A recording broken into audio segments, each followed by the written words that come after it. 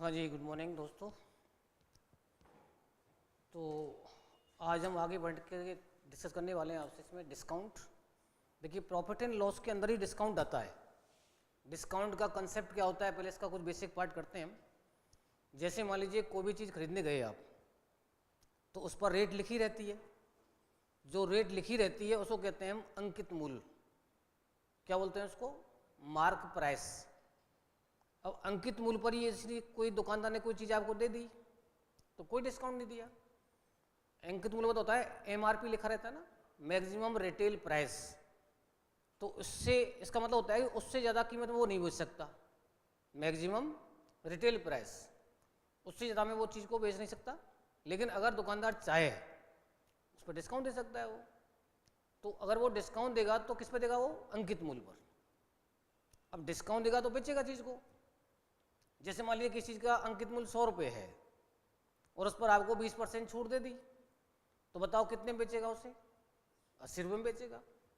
कितने में बेचेगा? 80 रुपये में। अब यदि 80 में बेच रहा है वो, तो कुछ लाभ भी कमा रहा होगा। इसका मतलब रियल क्रय मूल्य जो होगा उसका, वो 80 से तो कम ही होगा। भाई 80 से बेचा है उसने, तो इसका मतलब रियल उसने जो खरीदा होगा वो 80 से तो कम ही होगा।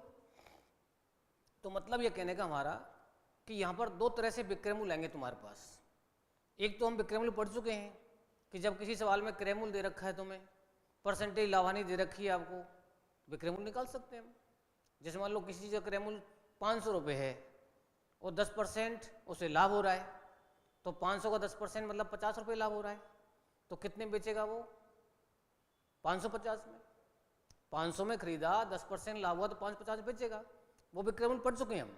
लेकिन एक विक्रय मूल्य यहाँ भी आएगा हमारा कि जो भी अंकित मूल्य है उस पर डिस्काउंट देगा फिर बेचेगा वो। विक्रय मूल्य वही है। अंकित मूल्य पर डिस्काउंट देने के बाद विक्रय मूल्य आएगा और क्रय मूल्य पर लाभानी ऑपरेट करने के बाद भी विक्रय मूल्य आएगा। दोनों विक्रय मूल्य क्या होंगे? वो समान होंगे। तो मतलब ये कहने का कि यहाँ पर एक वर्ड काम करेगा हमारा, अंकित मूल्य। कौन सा मूल्य? अंकित मूल्य या सूची मूल्य कह सकते हैं इसको। इसको कहते हैं इंग्लिश में एमपी, मतलब mark price. Costing price CP हम पढ़ी चुके हैं, सेलिंग प्राइस एसपी पढ़ी चुके हैं हम, गेन और लॉस पढ़ी चुके हैं हम। अब यहाँ पर यदि हमारे पास अंकित मूल्य आता है तो अंकित मूल्य पर हम क्या देंगे? छूट देंगे। अब जैसे मान लीजिए आपसे कहा भाई एक दुकानदार है, वो किसी वस्तु पर लगातार, उसने एक वर्ड बोल दिया लगातार 20% और 30% का डिस्काउंट देता है। तो बताइए उसने कुल कितने परसेंट डिस्काउंट दिया? अब मन तो ऐसा कर रहा है 50% दिया, भाई 20 दे दिया, 30 दे दिया, लेकिन लगातार की बात कर रहा है वो। इसका मतलब होता है कि पहले ओरिजिनल जो भी अंकित मूल्य होगा उस पर कितनी छूट देगा? वो 20% देगा। फिर जो बचेगा उस पर फिर कितना छूट देगा? वो 30%। जैसे मान लो हमारे पास में 100 रुपये किसी वस्तु का अंकित मूल्य था, अब इस पर इसने 20% छूट दे दी, तो कितना रह गया बताओ? 80 रुपये रह गया। फिर 80 पर कितनी छूट देगा? वो 30% छूट देगा वो। तो 80 का 30% हम निकालना पड़ेगा हमें। 80 का 30% कितना हो जाएगा? 8 तिया 24, 8 तिया 24 हो जाएगा। अब 24 की छूट दो इस पर आप, भाई 20 की छूट देते तो 60 रह जाता, 4 की छूट और दो, कितना हो गया बताओ? 56 रुपये हो गया। इसका मतलब ये हुआ कि आपने 100 वाली चीज़ को, ये अगर हमारा अंकित मूल्य था तो ये हमारा क्या है बताओ? दुकानदार का विक्रय मूल्य है। जब दुकानदार का विक्रय मूल्य है तो बताओ उसने कितने परसेंट छूट दी? 100 वाली चीज़ उसने 56 में बेची, तो इसका मतलब उसने 44% छूट दी आपको। कितनी छूट दी? 44%। अब इस छूट को यदि हम डायरेक्ट निकालना चाहें तो इसके कई तरीके निकालने के। एक फॉर्मूला है इसका कि यदि किसी वस्तु पर लगातार A% तथा B% छूट दी जाती है, ये लगातार है, क्रमिक हैं, तो समतुल्य बट्टा कहते हैं हम इसको। समतुल्य का मतलब इक्विवेलेंट डिस्काउंट। समतुल्य परसेंट बट्टा बराबर हो जाएगा A + B माइनस AB बटा कितना? 100। अब आप इसमें रख के देखो इन दोनों को।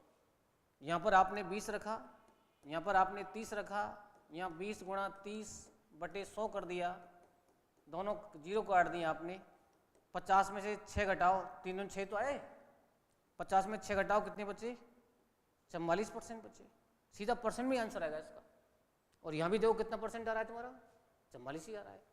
तो ये तो है आपको दो टुकड़ों में अलग सॉल्व करके, ये तरीका है हमारा एक साथ किसी फॉर्मूले में पुट करके। लेकिन ये दो डिस्काउंट भी काम करेगा। दो डिस्काउंटों को अगर एक ही डिस्काउंट बनाना है, आप दुकानदार से ये कहें भैया मुझे 2 छूट नहीं चाहिए, तो मुझे ये बता एक ही छूट कितनी देगा तू, तो फिर वो 50 नहीं बोलेगा, वो 44 बोलेगा वो। इसको कहते हैं लगातार डिस्काउंट, क्रमिक डिस्काउंट। इसको इंडिकेट कर लो। जैसे अंकित मूल्य 100 रुपये था, पूरी चीज इंडिकेट कर लो आप। जितना आप पेन चलाएंगे उतना ही कॉन्फिडेंस क्लियर होगा इसमें।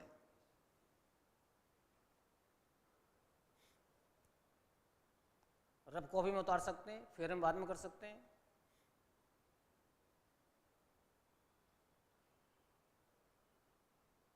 तो ये लगातार दो डिस्काउंटों का एक ही डिस्काउंट है मतलब, ठीक है ना।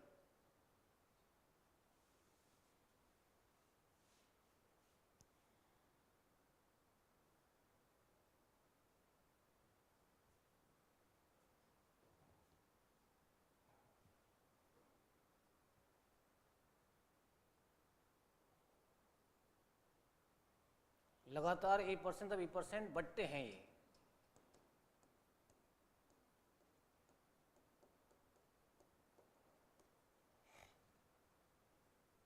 तो इक्विवेलेंट डिस्काउंट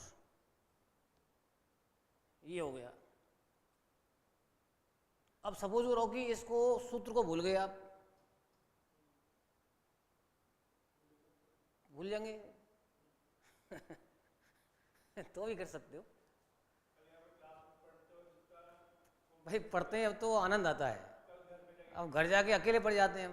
क्लास में क्या होता है भाई, सब इकट्ठे रहते हैं तो एक पावर रहती है, टीचर के साथ पावर रहती है ना, हर चीज़ समझ में आती है। वो जब घर पे जा अकेले पढ़ जाते हैं तो फिर अकड़ता है, वो सवाल अकड़ जाता है, फिर बोले अब तू अकेला पढ़ गया, अब देखते हैं कैसे करता है इसको। तो उसमें क्या है कि कॉन्फिडेंस बस थोड़ा सा लूज नहीं करना है हमको। बहुत सिंपल सिस्टम है। सभी सब्जेक्टों में सबसे आसान सब्जेक्ट क्या है, मैथ्स, क्योंकि यहाँ हमारे लिए ढेर सारे एग्जाम्पल्स हैं। अब 2 डिस्काउंट में ये दे दिए आपको, मैं और कोई दे सकता हूँ, कितनी प्रैक्टिस कर सकते हैं हम लोग। लेकिन हिस्ट्री पढ़ रहे हो तो भैया वहाँ पर तो जो जिस समय युद्ध हुआ है वो सन याद करना ही पड़ेगा तुम्हें, वो तो एक ही चीज़ है बस। कॉन्स्टिट्यूशन पढ़ रहे हो आप तो जो आर्टिकल बना हुआ तो वो रटना ही पड़ेगा आपको। लेकिन यहाँ हमारे पास ढेर सारे एग्जाम्पल होते हैं और ये मार्केबल सब्जेक्ट है, पूरे नंबर आ जाते हैं यहाँ पर। मैथ अच्छी हो गई तो अच्छा मतलब क्या है कि तुरंत सिलेक्शन के चांस बढ़ जाते हैं हमारे, कि सब्जेक्ट के मैथ का अच्छा होने से कॉन्फिडेंस बढ़ता है बच्चे का, रीजनिंग अच्छी हो जाती है, इंग्लिश भी अच्छी होने लग जाती है। तो मेन चीज़ है कि इसमें बस थोड़ा सा धैर्य रखना है। कई बार क्या होता है बच्चे कैसे, हम तो 9th-10th का पढ़ा हुआ है, अब जरूरत पड़ रही है इसे पढ़ने की, सभी 9th-10th ही पढ़ते हैं इसको।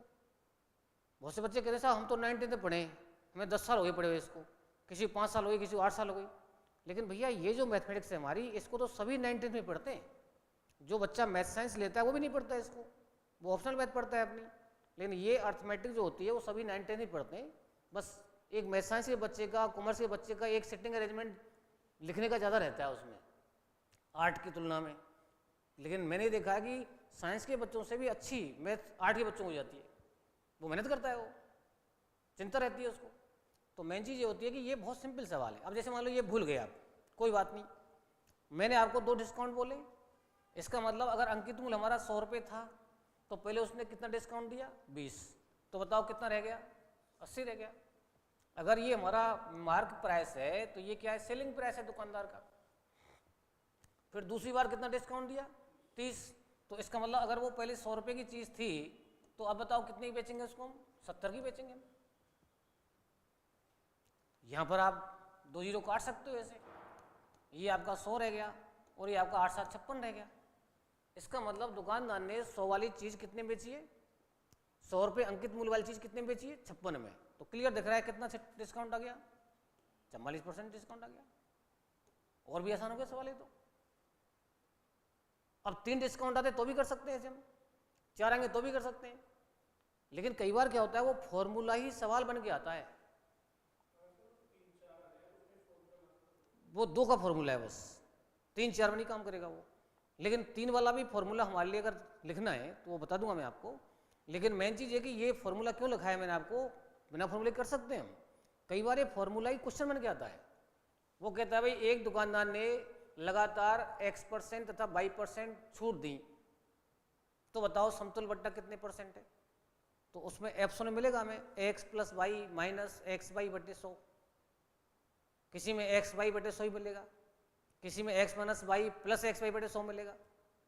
तो वो चारों ऑप्शन आपको मिलेंगे XY के रूप में, इसलिए फॉर्मूला भी याद करना जरूरी है। और इससे एक फायदा और भी है हमें, अगर वो परसेंटेज बेकार दे देता है बटे वाली, चलो ये तो सिंपल परसेंट दे दी मैंने आपको। अब उसने बोला कि भैया एक तो दे रहा है वो 33 से 1/3% छूट, और एक दे रहा है वो 12.5% छूट। ये 2 लगातार डिस्काउंट दे दिए उसने आपको, ये 2 लगातार बट्टे ये दिए उसने। अब इसको यदि सूत्र से करोगे तो ये अकड़ जाएगा, वहां पर ज़्यादा टाइम लेगा ये। तो ऐसी स्थिति में क्या करो, इसकी भिन्न मिटा लो आप। 33 से 1/3% का मतलब होता है 33 सही 1/3/100, यही होता है ना। परसेंट को जब भिन्न में बदलते हैं तो बट्टे में 100 आता है। और इसमें क्या आएगा बताओ, 12.5 बट्टे कितना, 100 आएगा। तो यहां पर इससे सीधा कटता है 3 बार। कितनी बार कटता है, क्योंकि इसी भिन्न मिटाओ, 33 तिया 99 और एक 100/300 बन जाएगा ये। और 100/300 मतलब 1/3 आएगा। और 12.5 से ये कटता है सीधा कितनी बार, 8 बार। इसका मतलब है कि पहले हमारी वस्तु का अंकित मूल्य अगर 3 था तो 3 पर कितना डिस्काउंट दिया उसने, 1 रुपये का। ये अंकित मूल्य तो ये डिस्काउंट है इसमें, भाई इतना % छूट दे रहा है वो। इसका मतलब 3 पर 1 की छूट दे रहा है वो। इसका अर्थ क्या हुआ कि 3 पर डिस्काउंट कितना, 1 का दे रहा है, तो कितने बेच रहा है वो, 3 वाली चीज को बताओ कितने बेच रहा है वो, 2 में बेच रहा है। भाई 3 पर 1 की छूट दे दी उसने, तो बेचा कितने में, 2 में। अब यहाँ पर 8 पर 1 की छूट दे रहा है वो। जब 8 पर 1 की छूट दे रहा है तो बताओ 8 वाली चीज कितने बेच रहा है वो, 7 में बेच रहा है, नहीं बेच रहा है, बेच रहा है ना। अब बताओ यहाँ पर कुछ कट रहा है क्या, थोड़ा सा और कट रहा है, 2 से कितनी बार कट रहा है, 4 बार कट रहा है। तो 12 अनुपात कितना आ गया बताओ, 7 आ गया। इसका मतलब है कि अगर हमारी वस्तु का अंकित मूल्य 12 है तो विक्रय मूल्य कितना है उसका, 7 है। तो बताओ कितना डिस्काउंट दिया उसने, 5 की छूट दी। परसेंटेज छूट निकालेंगे तो क्या आएगा बताओ, 5/12 गुना कितना, 100 कर देंगे हम। अब इसको सॉल्व कर लेंगे हम, जो भी आंसर आएगा। इसको भी इंडिकेट करो, नोट करो फटाफट। वैसे ऐसी परसेंटेज आपके लिए कम आती हैं, लेकिन कई एग्जामों में दी है उसने।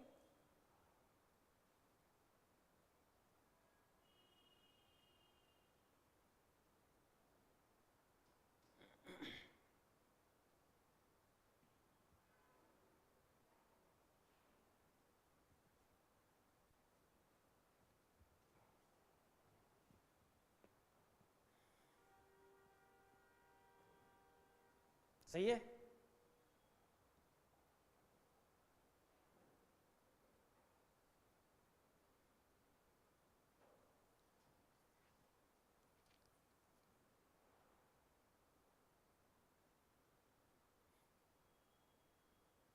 अब इसकी भिन्न मिटाना फटाफट आना चाहिए आपको। अब फॉर्मूले से करते थे थोड़ा सा इतना अच्छा नहीं लगता हमको, ज़्यादा टाइम नहीं लग सकता था उसमें। तो सिंपल परसेंटों के लिए फॉर्मूला फिट है एकदम। अगर फ्रैक्शन में ऐसी आती है हमारे पास भिन्न थोड़ी सी टेढ़ी मेढ़ी सी आती है तो उनको आप ऐसे करो। इसका मतलब है कि इसका 1/3 था, मतलब इसका मतलब 3 रुपये अगर अंकित मूल्य तो 1 रुपये की क्या है, छूट है इस पर। नीचे अंकित मूल्य बैठा है, ऊपर छूट बैठी है इसमें। तो 3 वाली चीज़ पर 1 की छूट में 3 वाली चीज़ 2 में बेचेगा वो।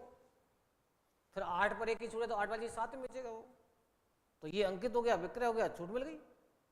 और यहाँ पर इसको और सॉल्व कर सकते हैं, 4 से काट सकते हैं 3 बार, 4 से काट सकते हैं 25 बार, और 25 पंजे 125 में किसका भाग दे सकते हैं हम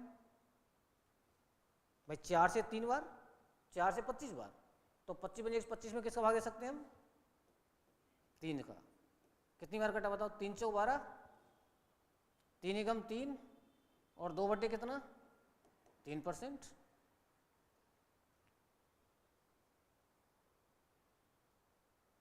कैलकुलेशन आप भी साथ में किया करो, बाय द वे हमसे मिस्टेक भी हो सकती है। आगे बढ़े। अब सपोज करो कि वो 3 डिस्काउंट देता है लगातार, 3 क्रमागत बट्टे, 3 क्रमागत बट्टे A% B% तथा C% दिए जाते हैं। तो इक्विवेलेंट डिस्काउंट समतुल्य परसेंट बट्टा बराबर, क्या सूत्र बनेगा इसका, इसको लिखेंगे हम 100 minus A, 100 minus B, 100 minus C upon 100। कितनी बार 100 आएगा नीचे, 2 बार आएगा। इसमें 2 वाले को भी कर सकते हैं इसे हम। 2 वाले में क्या होगा, 2 बार घटाएंगे हम। 2 वाले को इससे भी कर सकते हैं हम। 2 वाले में क्या होगा, 100 माइनस A 100 माइनस B बटे 100 आएगा। 3 वाले में 200 आ गए, 4 वाले में 300 आएंगे, 100 इधर बैठा है इसमें।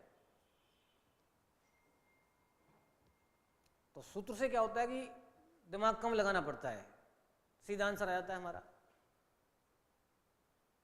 सही है। अब क्वेश्चन लिखो एक, लिखो किसी वस्तु पर लगातार 10%, 20% तथा 25% बट्टे दिए जाते हैं, बट्टे दिए जाते हैं। तो बताओ समतुल्य परसेंट बट्टा कितने होगा, कितने परसेंट होगा।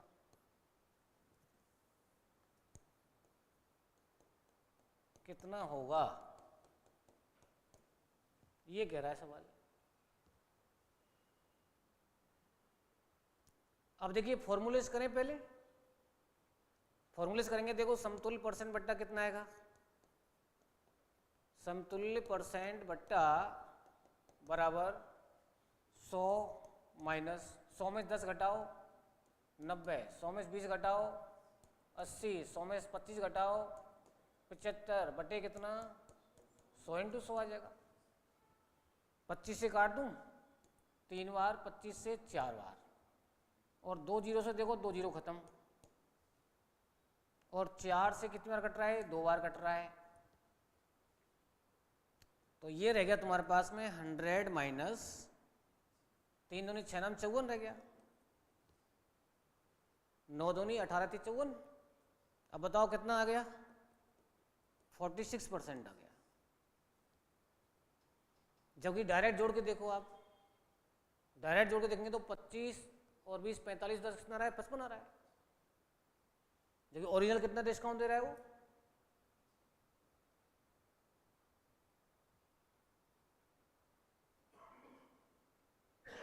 अब यदि फॉर्मूले से नहीं करना चाहते हैं आप, तो वो विधि मैंने बताई रखी है आपको।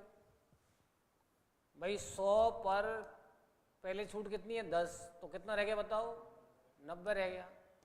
फिर 100 पर कितनी छूट है 20, तो कितना रह गया बताओ 80 रह गया। फिर 100 पर कितनी छूट है तो 75 रह गया। ये अगर अंकित मूल्य है तो ये कहता है विक्रय मूल्य दुकानदार का।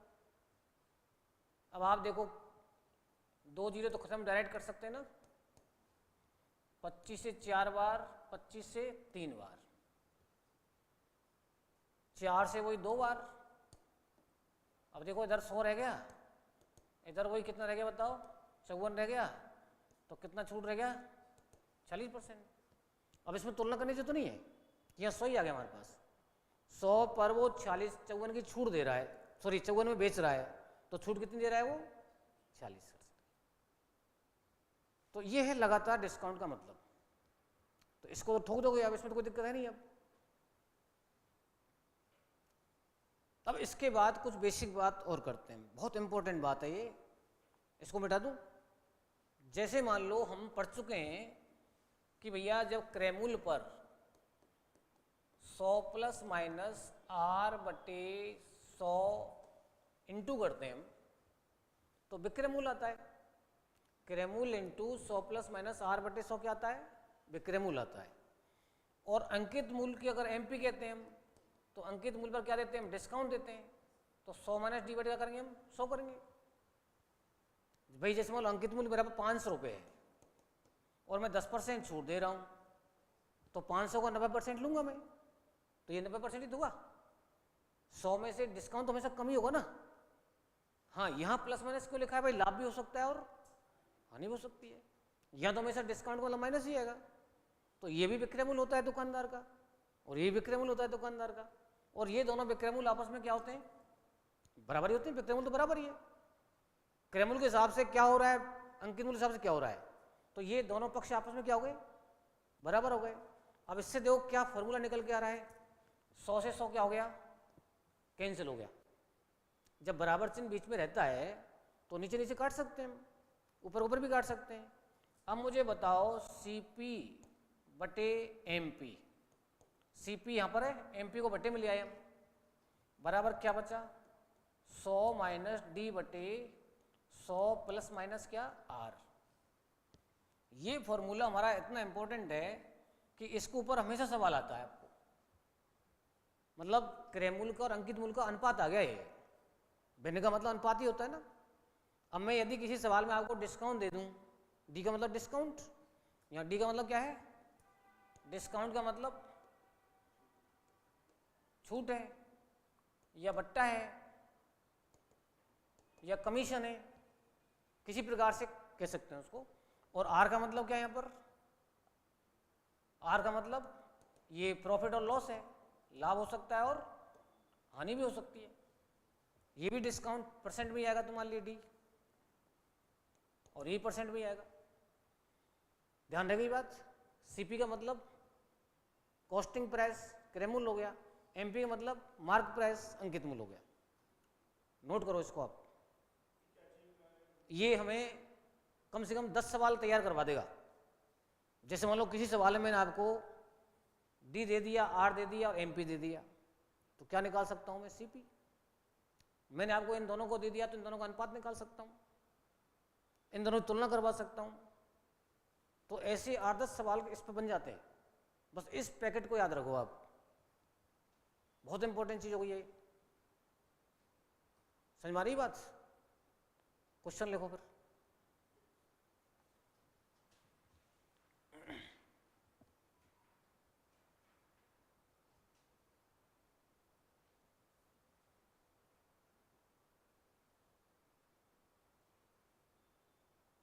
ये सीपी मतलब क्या है?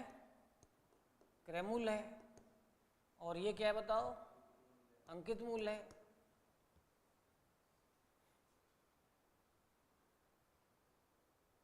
अब लिखो सवाल। एक दुकानदार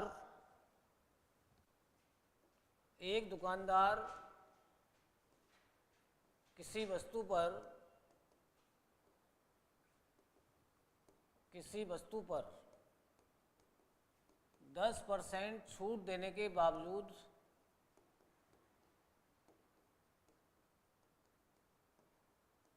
%20 लाभ कमाता है।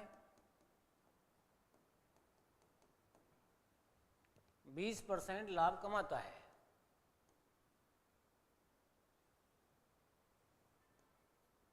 यदि उस वस्तु का अंकित मूल्य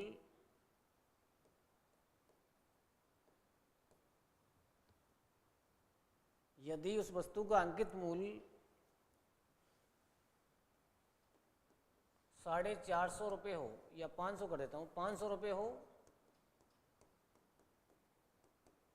तो बताओ उसका क्रय मूल्य कितना है?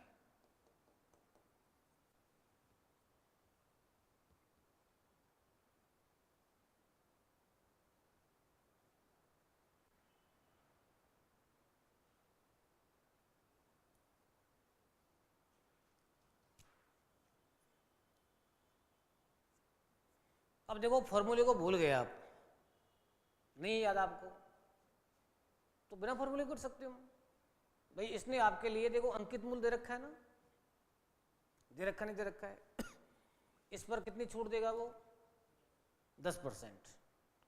500 का 10% भुजवाइन निकल रहा है 50 रुपये, 50 रुपये की छूट दे दी, कितने बेची उसने 450 में।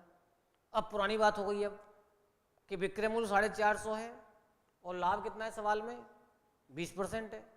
जब विक्रय मूल्य दे रखा है, लाभ दे रखा है, तो क्रय मूल्य निकाल सकते हैं भाई। अगर मैं कहता हूं कि भाई मेरे पास यदि यहाँ पर 500 रुपये अंकित मूल्य है, 10% में छूट दूंगा तो 90% लूंगा नहीं लूंगा बताओ। तो ये हमारे पास में विक्रय मूल्य आ गया ना, विक्रय मूल्य कितना आ गया बताओ 450 आ गया। अब मुझे क्रय मूल्य निकालना है, तो क्रय मूल्य जब निकालता हूं तो विक्रय मूल्य इंटू 100 बटे क्या करते हैं हम 100 प्लस माइनस आर, तो 120 करना पड़ेगा नीचे आपको। अब यदि मैं इसको काटता हूं तो 20 से 6 बार, 20 से 5 बार, 6 सत्ते 42 और 6 पंजे 30, तो 55 25 5 7 35 तो कितना गया 37 आ गया। इसका मतलब है कि उसका क्रय मूल्य कितना था 375 था। अब सूत्र से करके देखो आप, यहां तो थोड़ा लोड पड़ा। सूत्र क्या था हमारे पास बताओ, सीपी बटे एमपी बराबर क्या था 100 minus D upon 100 plus minus क्या था बताओ आर था। एमपी दे रखा है उसने, सीपी निकालना है तुम्हें। एमपी बताओ कितना दे रखा है 500 दे रखा है। यहाँ आप 100 में से 10 घटाएंगे तो कितना रहेगा 90 रहेगा, यहाँ 20 जोड़ेंगे कितना आ जाएगा 120 आ जाएगा। आएगा नहीं आएगा बताओ। अब देखो 30 से 3 बार, 30 से 4 बार, 30 से काट दिया दोनों को ऊपर नीचे हमने, और 4 से इसको काट सकता हूँ मैं भाई, नीचे नीचे काट सकते हैं ना बराबर में।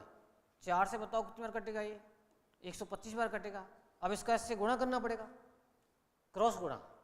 तो बताओ सीपी कितना आया 3 पंजे 15, 3 दून 6 और 1 7 और 3 एकम कितना 3, और वो 375 आ गया। तो यहां लोड नहीं है। अब इसको भूलेंगे नहीं अपन जी, 510% छूट दिया तो 450 में बेचा उसने जी। नहीं उसको पता नहीं ना किस पे वो लाभ 450 में तो बेचा है उसने, 450 पे 20% नहीं है वो। हाँ ये तो मिस्टेक हो गई इसमें भाई, किसी चीज का वो 20% लाभ है उस पर, वो 450 में बेचा है उसने, वो पता नहीं है तुम्हें।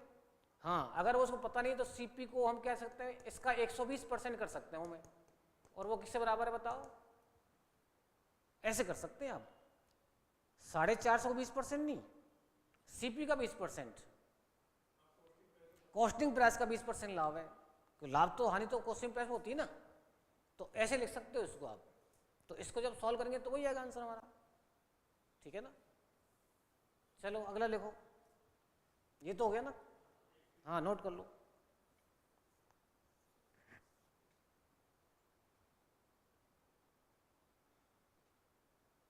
थोड़ी सी प्रैक्टिस चाहता है बस, सवाल टफ नहीं है।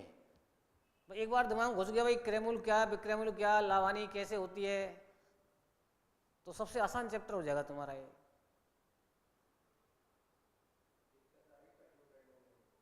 अब कटिंग करने में दिक्कत नहीं आती है, टेबल याद नहीं है तुम्हें, स्क्वायर याद नहीं है, क्यूब याद नहीं है। अब आराम से 2 दूनी 4, 2 3 अच्छे करते हैं फिर हम।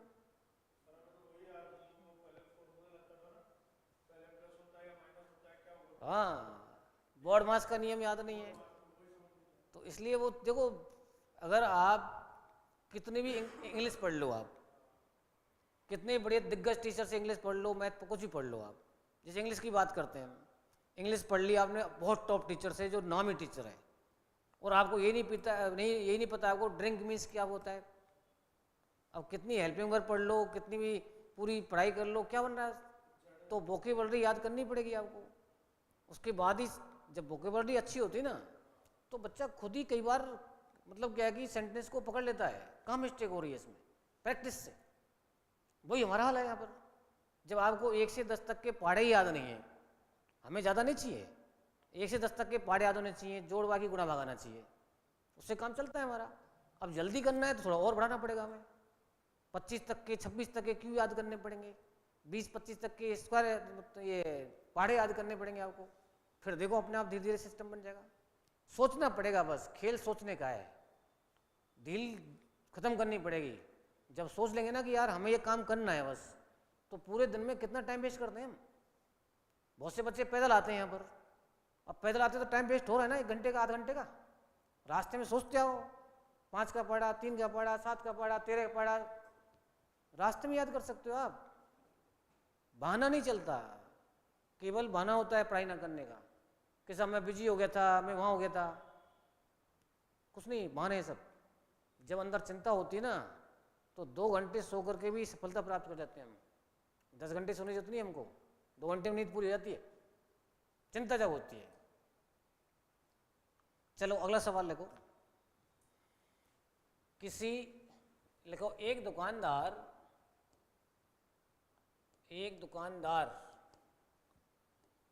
किसी वस्तु पर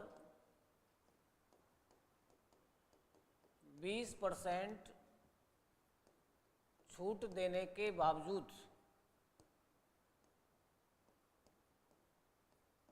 25% लाभ कमाता है, तो बताओ अंकित मूल्य क्रय मूल्य से कितने % अधिक अंकित है।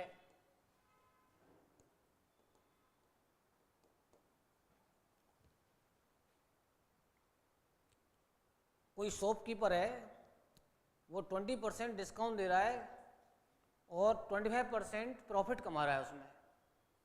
अब आपको देखो दोनों % दिए इसने बस।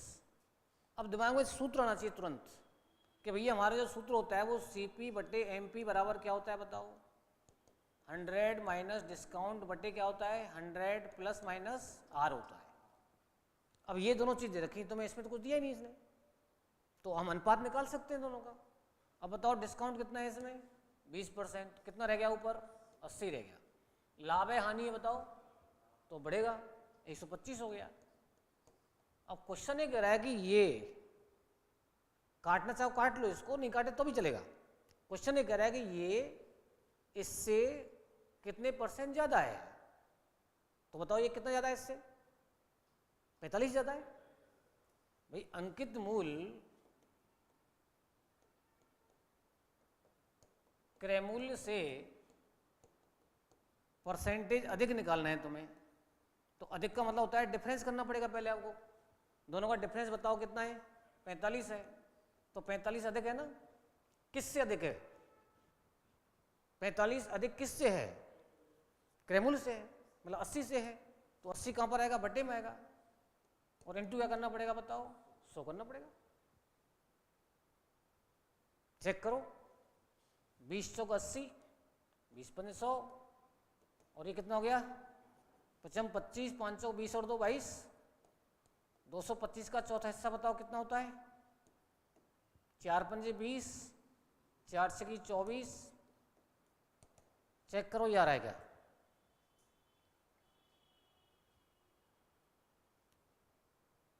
इसका मतलब 56.25% ज्यादा था वो। जरूर नहीं ऐसे करे, इसको काट के सिंपल कर सकते हैं थोड़ा सा। भाई 5 से तो कट ही रहा है ना ये, 5 से कितनी बार कट रहा है, 16 बार, और ये कितनी बार कट रहा है, 25 बार।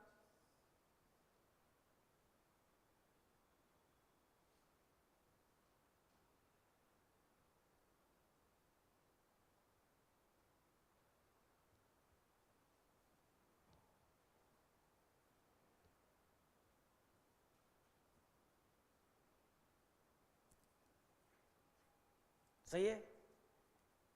अब इसी में अंदर और क्या पूछ सकता है वो ये पूछ सकता है हमसे भाई क्रय मूल्य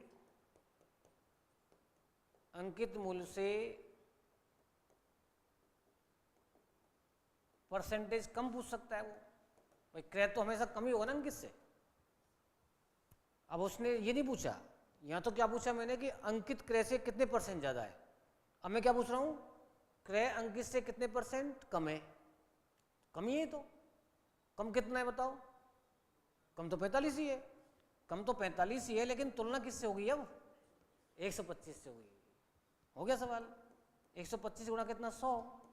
25 पंजे 125, 25 चौक 100, 5 से 9 बार और 9 चौक बताओ 36% आ गया। इसको ही नोट करो। ये दूसरा सवाल इसी में बन गया तुम्हारा।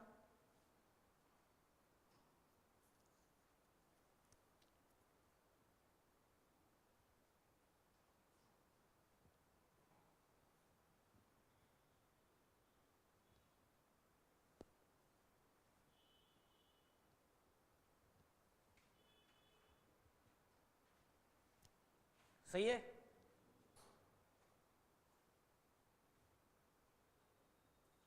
अंकित मूल्य से कितने परसेंट कम है वो, 36%। 25 से 5 बार, 25 4 बार, 5 से 9 बार, 9 चौके 36% हो गया।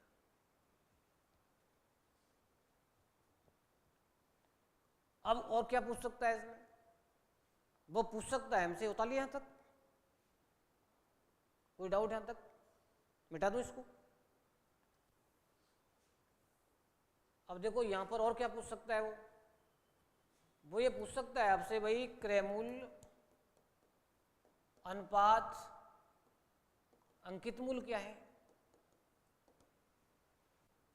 अब इसको काटना पड़ेगा। यहां पर क्रय मूल्य कितना है बताओ, यहां पर 80 है, और अंकित मूल्य कितना है बताओ, तो 5 से काट दूं इसको 16 बार, और 5 से कितनी बार बताओ, 25 बार। तो आंसर क्या गया, 16:25। इसी का तीसरा सवाल बन गया ये, नोट करो।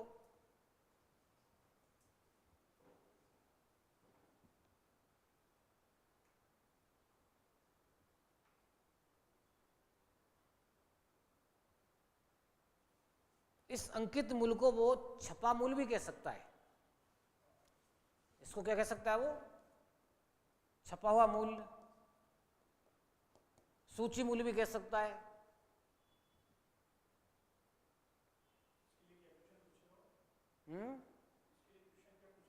इसके लिए पूछेगा भाई बताइए, एक दुकानदार किसी वस्तु पर 20% छूट देकर 25% लाभ कमाता है, तो क्रय मूल्य और अंकित मूल्य का अनुपात क्या होगा। यही हो गया सवाल। तो क्रय मूल्य और अंकित मूल्य का अनुपात क्या हुआ। अब इसमें ध्यान ही रखना है कि पहले कौन सा बोला है उसने, ठीक है ना। अब मैं यदि पूछता है इसमें अंकित और क्रय का अनुपात क्या होगा,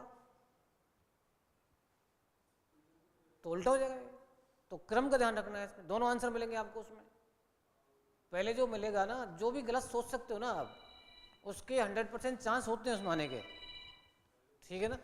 तो ये आपको ध्यान रखना है इसका।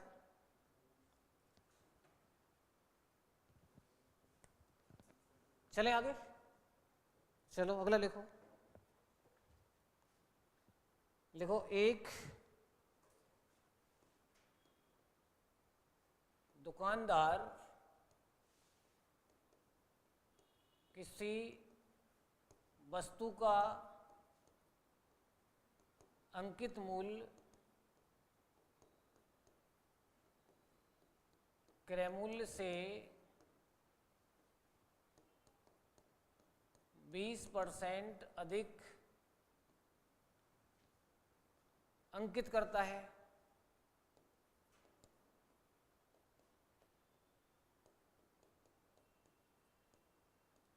साथ में 15% छूट भी देता है, या ये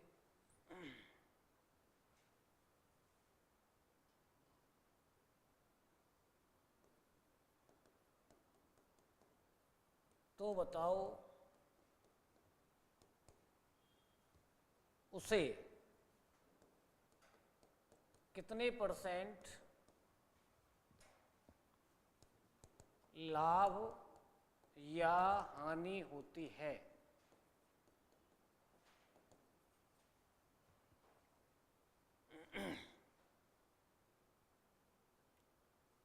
अब देखो इसको जनरल तरीके से कर सकते हो और सूत्र से भी कर सकते हो आप। अभी जो फॉर्मूला था ना उससे भी कर सकते हैं आप, कि इसमें आपके पास उसने बोला कि भाई वो अपनी वस्तु पर नया ठप्पा लगा रहा है, कितने % ज़्यादा ठप्पा लगा रहा है वो? 20%। इसका मतलब है कि अगर हमारी वस्तु का क्रय मूल्य 100 रुपये था तो बताओ अंकित मूल्य क्या बना दिया उसने? 120 बना दिया। अब कितना छूट दे रहा है इस पर वो? 15% छूट दे रहा है, तो फिर 120 का कितना % लेगा वो? 85% लेगा। दो बातें हैं, अगर आपने 120 का 15% निकाला फिर 120 में से घटा दिया तो वही आएगा, और इससे डायरेक्ट आ जाएगा। ये फायदा है इससे। अगर 10% छूट दे दूं मैं तो इसका 10% निकालो फिर उसको 120 में से घटाओ, 2 बार करना पड़ा ना। अब इससे एक ही बार में आंसर आ जाएगा। इससे 15% गया तो 85% तो लेगा ना, तो हो गया काम बस। 0 0 कट गया। 2 से 5 बार, 2 से 6 बार, 5 से 17 बार, और 17 × 6 बताओ कितना होता है? 102 होता है। अब बताओ फायदे में नुकसान में वो कितने में खरीदा था उसने? सीपी मतलब क्रय मूल्य 100 था, और कितने में बेचा उसने? तो लाभ हो गया ना। तो लाभ बताओ कितना हुआ? लाभ हो गया हमारा 1 से 2 माइनस 100 का मतलब 2%। ये सवाल बहुत ज्यादा आता है, ये ध्यान रखना।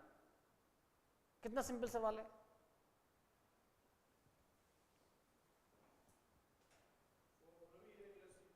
फॉर्मूले से भी कर सकते हो आप, अभी उससे बता देंगे।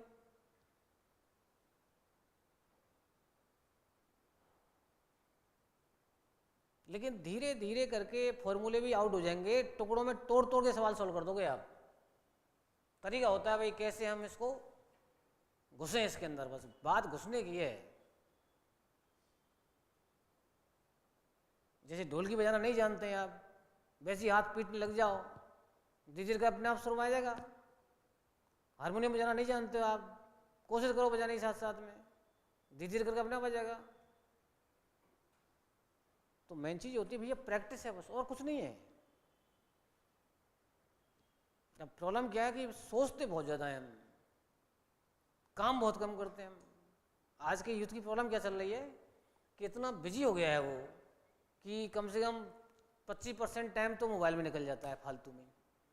एक बार रील चालू हुई तो कब 1 घंटा निकल गया पता ही चलता है। हाँ बिल्कुल, काम की रील देखो आप, लेकिन हमारे काम करने के बाद बच्चों ने सेट कर रहा है, बहुत से बच्चों ने। अभी उसने कहते भाई मैं 3 घंटे पढ़ूंगा, उसके बाद 15 मिनट रील देखूंगा। बहुत से बच्चे होते ना ऐसे कि यार मैं अपने आप को कैसे फ्रेश फील करूं, कि यार मैं अभी 3 घंटे पढ़ लेता हूँ फिर मैं दौड़ लगा के आऊँगा। एक बच्चा था, बोले साहब मैं हर 3 घंटे में अपना मूवमेंट करता हूँ कुछ ना कुछ। तो ये अपनी अलग अलग कंडीशन होती है, कोई कैसे फ्रेश होता है, कोई कैसे फ्रेश होता है। चेंज तो करना पड़ेगा अपने आप को भाई, माइंड को थोड़ा रिलैक्स देना पड़ेगा। लेकिन कोई चाय पी करता है, और कोई चीज़ तो नहीं पीनी आपको, लेकिन चाय पी के कर सकते हैं हम, कॉफ़ी पी कर सकते हैं हम, ठीक है ना। लेकिन फिर भी देखो साइकोलॉजिकल चीज़ें सब है। कोई फल फ्रूट खा करता है, कोई दौड़ लगा करता है, कोई कचौड़ी खा करता है, और कोई रील देख करता है। तो ये क्लियर हो गई ना बात। अब आप यदि फॉर्मूले से करते आप तो कैसे होता देखो।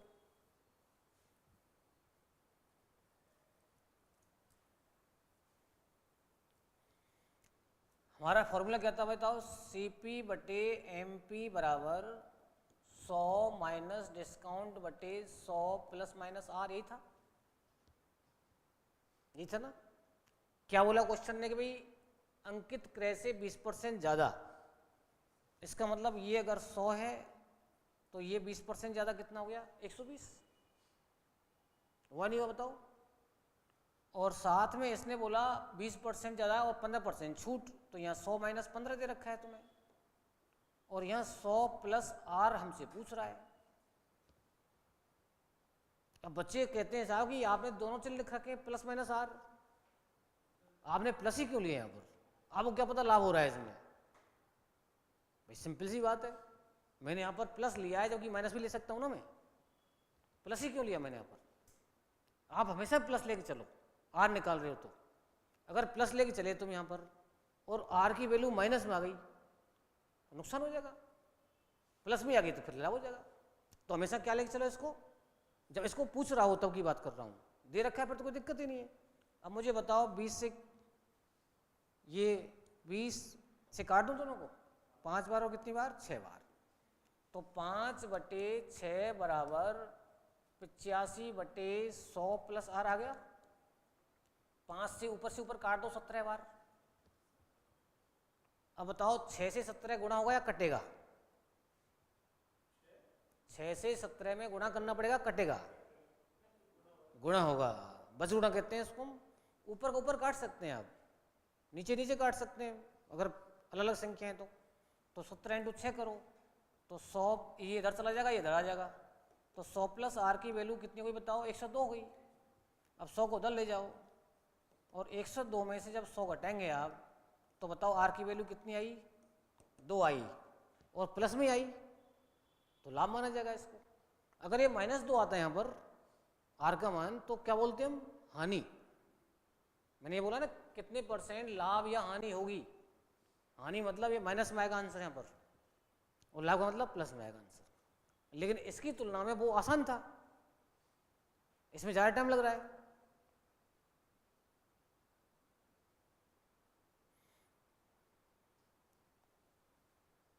लेकिन इसलिए लंबा लग रहा है कि यही हो रहा है, तो देखो 102 में 100 घटाओ, भाई धीरे धीरे उसको कंप्रेस कर सकते हैं हम।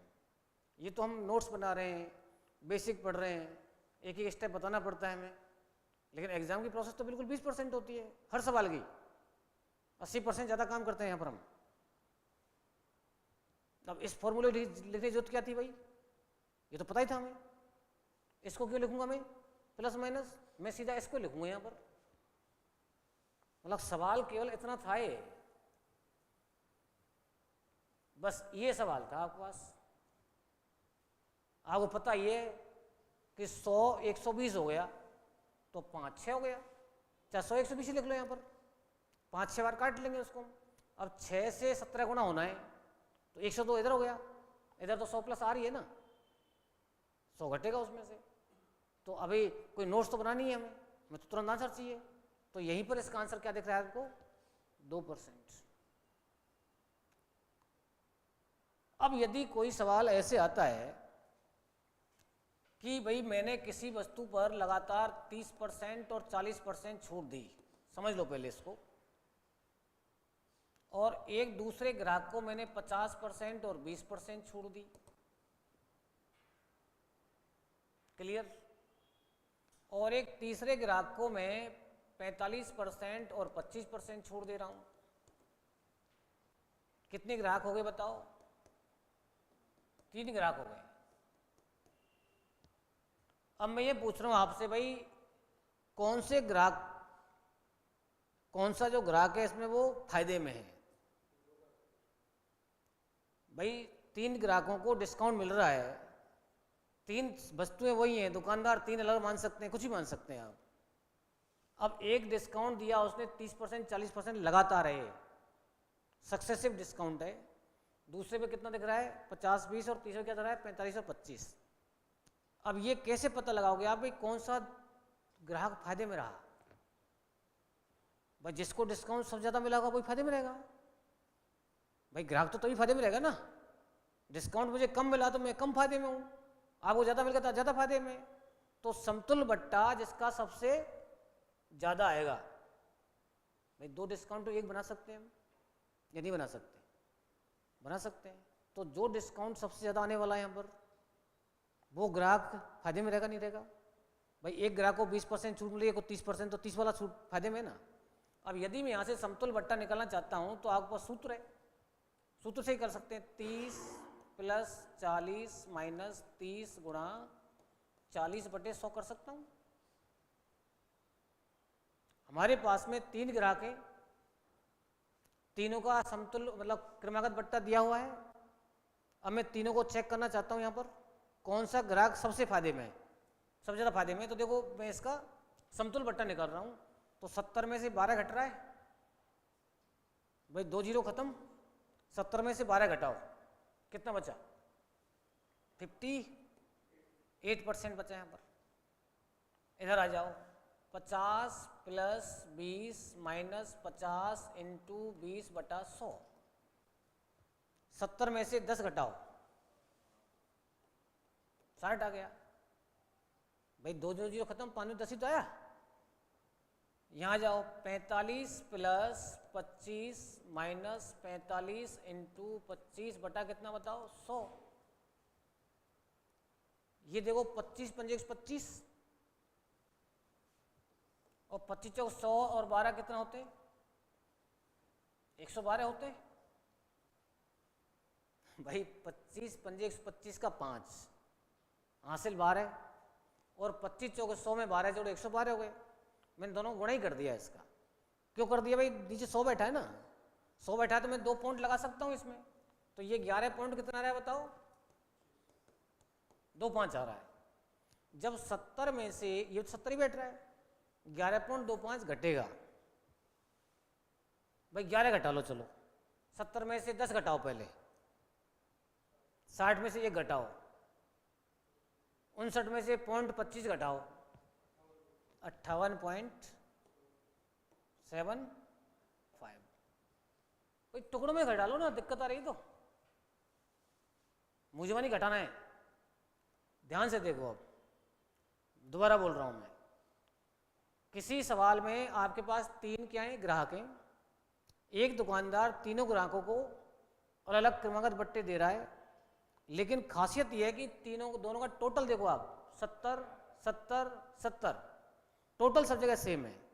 तो सवाल पूछ रहा है कि कौन सा ग्राहक सबसे लाभदायक कंडीशन में है। तो यहाँ पर देखिए समतुल बट्टा निकाला मैंने। यहाँ पर समतुल बट्टा यहाँ पर कितना आ रहा है, 58 आ रहा है। यहाँ पर कितना आ रहा है, 60 आ रहा है। यहाँ कितना आ रहा है, 58.75। तो बताओ कौन सा ग्राहक यहाँ पर सबसे फायदे में, सेकंड वाला। सबसे ज़्यादा डिस्काउंट मिल रहा है यहाँ पर।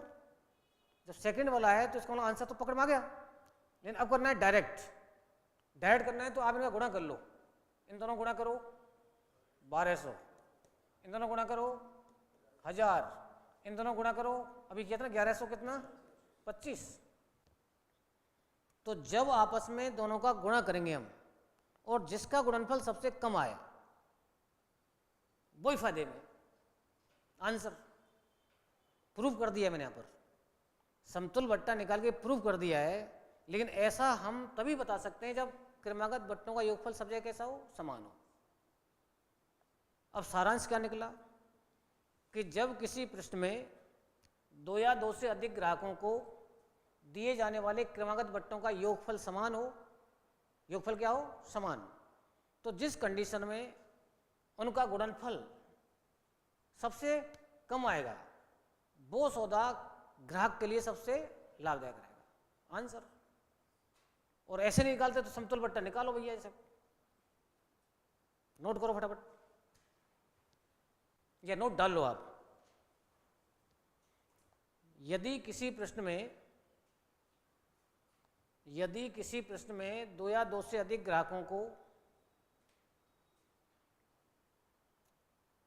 2 या 2 से अधिक ग्राहकों को दिए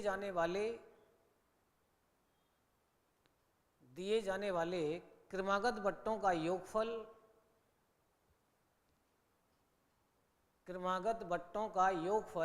समान हो,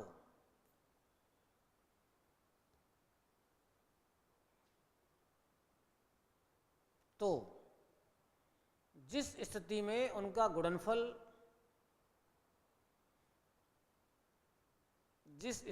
जिनका गुणनफल सबसे कम आएगा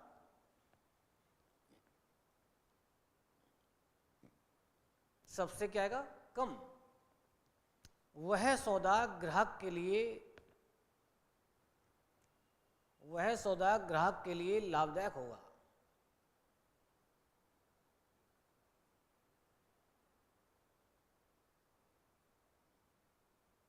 वह सौदा ग्राहक के लिए क्या होगा, लाभदायक होगा।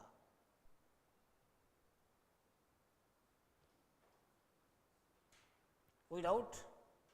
अब यहां पर एक जरूरी 2 डिस्काउंट आए हैं, 3 भी आ सकते हैं, बस योगफल समान होना चाहिए, ठीक है ना।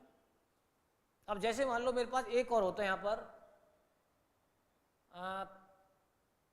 सपोज करो कि मेरे पास में 47 होता और एक होता हमारे पास में यहाँ पर 18 होता। अब बताओ 47 और 18 का योगफल कितना आ रहा है? 65 आ रहा है।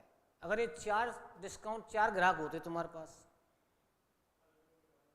नहीं इसकी जरूरत नहीं थी निकालने की, तो इसका टोटली सब 65 आ रहा है। जब टोटली 65 आ रहा है, इसका समतुल बट्टा भी कम ही आने वाला है। जिसका समतुल बट्टा कम आएगा वो तो ग्राहक के लिए फायदेमंद है ही नहीं ना। इनका टोटल सबका 70 आ रहा है, तो इनमें कौन टेस्ट है? अब जिसका टोटली कम आ रहा है तो उसका समतुल बट्टा भी क्या आएगा? इनसे तो कम ही आएगा। तो इसलिए इसको अवॉइड कर सकते हैं, हम छोड़ सकते हैं इसको। तो टोटली 65 ही बैठ रहा है, यहाँ तो 70 में से घट रहा है। देखो 70 में से घट रहा है, 70 में से घट रहा है, 70 में से घट रहा है। ए प्लस भी तो सबका सेम है ना। आंसर केवल ये गुणनफल ही दे रहा है। गुणनफल से आंसर कैसे आया कि देखो 70 70 70 कॉमन चीज है, 100 100 100 कॉमन चीज है। तो जहां सबसे कम घट रहा है वो ज्यादा उत्तर देगा ना, इसलिए गुणनफल यहां पर देखो सबसे कम आ रहा है। तो आंसर तो यहीं से आ रहा है ना। रट लिया हमने अब कि भाई जिस कंडीशन में सबसे कम गुणनफल आने वाला है वो सौदा किसके लिए लाभदायक है? ग्राहक के लिए, दुकानदार के लिए नहीं। किसके लिए? ग्राहक के लिए। दुकानदार को तो वो होगा जिसमें सबसे कम डिस्काउंट देगा वो। गुणनफल सबसे ज्यादा आना चाहिए उस कंडीशन में। सबसे ज्यादा गुणनफल कहां था बताओ? देखो ये रहा,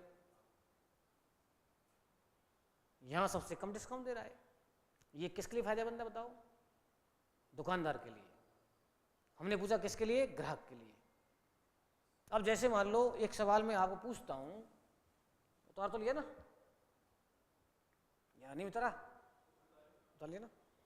जैसे मान लो मैंने पूछा आपसे भाई एक डिस्काउंट है 20% और 30%, दूसरा है 40% और 10%, और तीसरा है 35% और 15%। बताओ जल्दी से फटाफट। पहला ग्राहक, दूसरा ग्राहक, तीसरा ग्राहक। फास्ट इनटू ही करना है बस, कि 50 50 50 बैठ रहा है। 600 400 15 पंजे 75 15 45 और 7 525। सबसे कम गुणनफल कहाँ आया? सेकंड वाले में आया। तो आंसर ये किसके लिए फायदेमंद है? ग्राहक के लिए। अब यदि 3 डिस्काउंट आते हैं, जैसे मान लो मैंने कहा आपसे 20%, 15% और 35%, ऐसे दिया मैंने आपको, ठीक? या इसको 25 कर देता हूं मैं। एक दिया मैंने आपको 30% और 15% और 5%। नहीं ये कम पड़ रहा है ना 20। इसको मैं ऐसा करता हूं 45 और 10 55 और 5 60 ही बैठ रहा है क्या? 60 तो 5 ले लेते हैं इसको। देखो 60 हो गया। एक और दे, चल 2 ही चेक कर लो आप। इन दोनों में बताओ कौन सा फायदेमंद है? टोटल 60 आ रहा है, टोटल 60 आ रहा है। गुणनफल चेक करो, इन दोनों गुणा करो, कितना हो गया? 15 30 300 आ गया। 300 इंटू 25 करो, 7500 आ गया। इसका करो 55 25 520 और 2 22 आ गया। कौन सा बताओ फायदेमंद है? भाई इसका गुणा किया हमने तो 300 तैयार है सीधा। 300 इंटू 25 करें तो 7500 ही आएगा ना। इसमें क्या हो रहा है? 45 इंटू 10 450, या 5 से करो 55 25 5 20 22 हो गया। तो कम गुणनफल इसी का आ रहा है। तो ग्राहक के लिए कौन सा फायदेमंद है? पहला दूसरा? दूसरा वाला। तो आराम से इस टाइप के सवालों को हम निकाल सकते हैं। कोई डाउट यहां तक? तो इसको आप रिवाइज करना आज अच्छी तरह से, और फिर हम नेक्स्ट क्लास में आगे बढ़ेंगे इसमें। ओके।